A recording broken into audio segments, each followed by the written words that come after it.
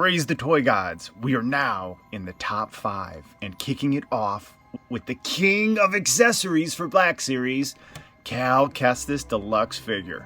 This Padawan comes with a cloak, a blue lightsaber, BD-1, a boggling pet, and this majestic, show-stopping, double green-bladed lightsaber. As soon as I took the double green-bladed lightsaber out of the box, this was the only option for display in the DTOF. I have him posed fighting against the second sister, and it brings me joy every time I look over and see this figure. I think they did a really good job bringing a video game character to life. It looks like Cal Kestis in the game, but I feel like it looks like a real-life version of Cal Kestis, if that makes sense.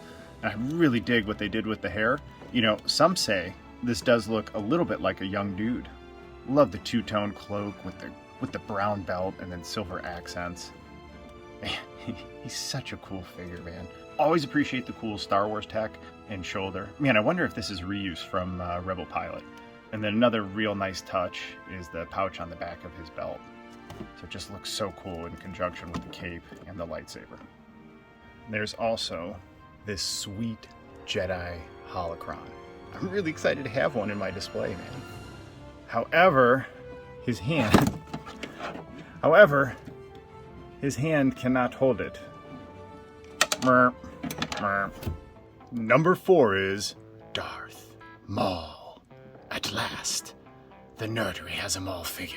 At last. I guess it's not revenge, it's a victory. I'm so happy, dude, to have this figure. It's my first Maul figure. Oh, and he did not disappoint.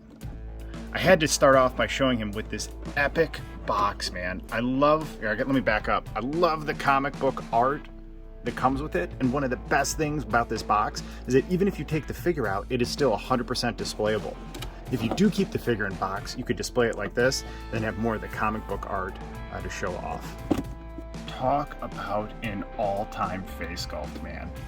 I love the horns, the red paint they chose, the detail on the black tattoos that go all over his face, grimace on his face, and then the yellow and red in his eyes, and you get fantastic head movement with him too.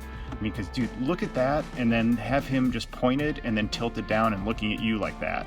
Yee! Detachable lightsaber!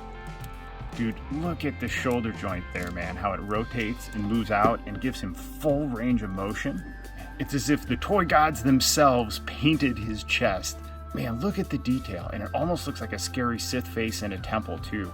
And I really appreciate how it rotates. It allows him to turn and balance well and yield some like crazy poses. Look at that, dude. He is amazing.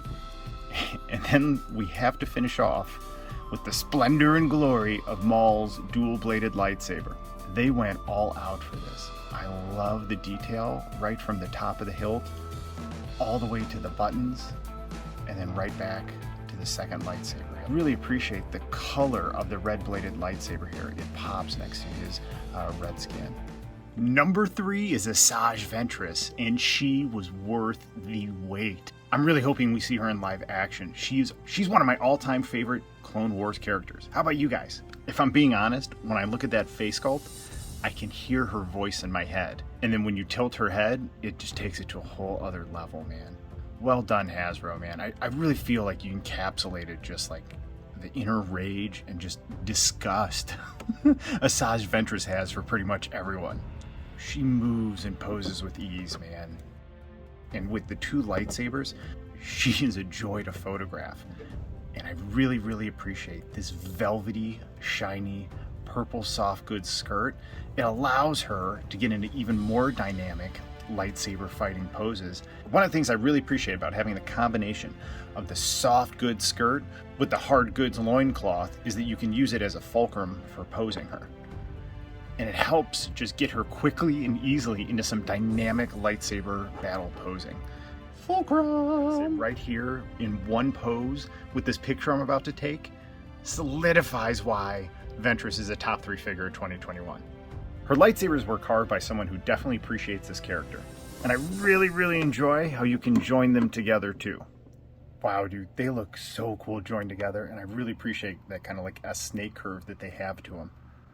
And look how intimidating she looks like that, dual wielding I see a trend, man. 3 figures in the top 5 have double-bladed lightsaber. Number 2 is Obi-Wan Kenobi Clone Wars retro card figure. Kenobi joins Anakin Skywalker as the 2 Clone Wars retro carded figures in the top 10.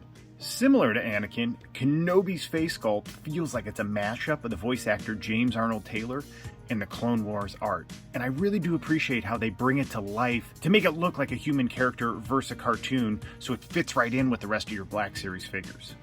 And honestly, dude, that is just an awesome Kenobi Clone Wars head sculpt. Well done. I like the way Kenobi looks with his lightsaber, but it does not fit well in his hands. It's constantly slipping out, but even though I just singed off a couple of his figures, I love this figure so much, I just have to look past those faults. I mean, you have Obi-Wan Kenobi in his brown Jedi robes with Clone Wars armor, Jedi symbol, and pair him with Anakin and other clones from the series. Thank the toy gods for this Obi-Wan Kenobi. But as much as I love this figure, he is challenging to get to stand in more dynamic poses. It's just having those clone armor legs, man. He just wants to tilt one way or another, and it almost has to become a Zen exercise just to get him posed standing up. But once you do, he looks awesome. May I present to you the number 2 figure of 2021 in the Nerdery, Obi-Wan.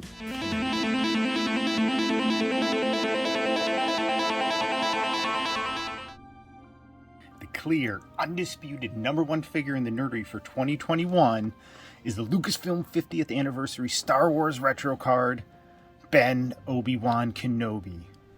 As soon as I pulled old Ben out of the box, I knew this was my favorite figure of 2021. And the retro cards definitely have a cheat code getting into the top 10, and this retro card is pure joy, man. You got old Ben Kenobi, Star Wars logo.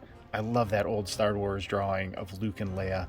And then you got Retro Ben, which blends current tech of photoreal face and body sculpt, lightsaber, and then blends it eloquently with the colors and look of our vintage figures from our youth. That's why this figure's number 1, because I get to enjoy the technology of now, and it immediately brings me back to like 5-year-old dude playing with Obi-Wan Kenobi and Luke Skywalker and Darth Vader. And I really do appreciate the face sculpt here for Sir Alec Guinness. Hair looks great, very stoic expression, but that definitely is old Ben Kenobi. So you got modern tech there, conjunct with these bright brown robes, and then you got this awesome bright brown vinyl cape, man. Again, man, it's the nostalgia made modern. His all silver lightsaber looks amazing. I love the way it looks in contrast to this bright orange. And then they gave us what I think is the best looking blue lightsaber blade I've ever seen. It's opaque versus crystal clear blue. I think this adds a really cool visual dimension when looking at it in the DTOF. It stands out way more than any other lightsaber, as well in toy photography. I would love it if Hasbro use this kind of opaque versus clear lightsaber going forward, and then just changed all the colors up for Sith or different Jedi, man. What do you guys think? The Nerdery's top 10 Black Series figures of 2021. Please let me know in the comments below what your top 10 figures of 2021 are. The toy gods would be most honored if you subscribe to the Nerdery and like this video. Thank you so much for hanging out with me and sharing the joy that these 10 figures brought in 2021. Also, let me know in the comments which figures you're most looking forward to next year. Merry Christmas!